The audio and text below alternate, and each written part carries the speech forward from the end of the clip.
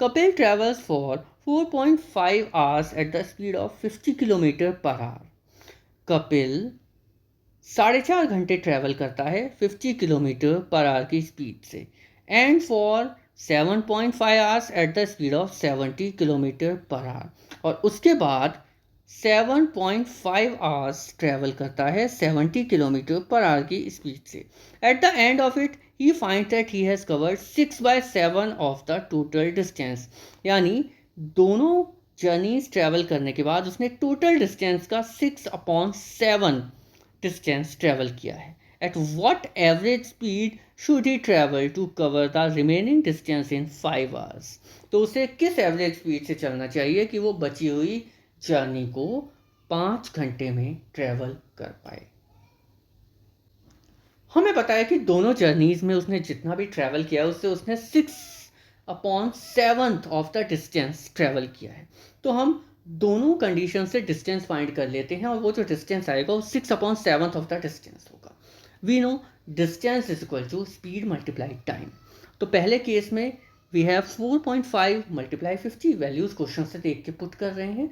और second case में we have 7.5 multiply 70।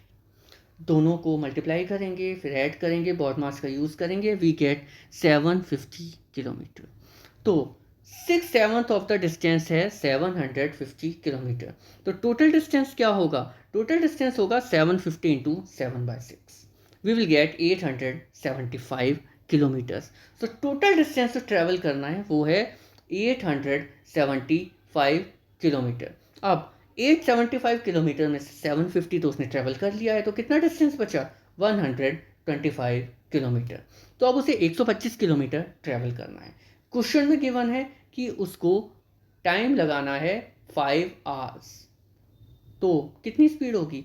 We know speed equal distance upon time. Values put करेंगे, 125 upon 5, we will get 25 kilometre per hour, which is the answer of this question. The speed of a car is 2 times the speed of a passenger train. If the car travels at the speed of 85 km per hour, what will be the difference in the time taken by the passenger train and the time taken by the car to cover 935 km?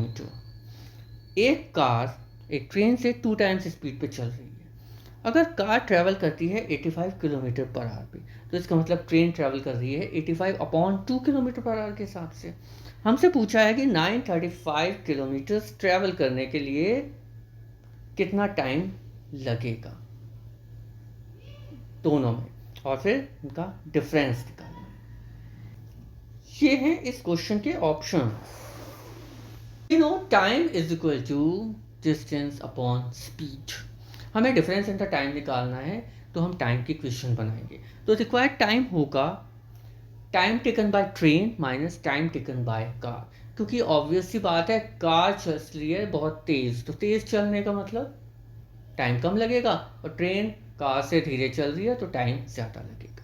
तो train के लिए time होगा 935/85/2, और car के लिए time होगा 935/85।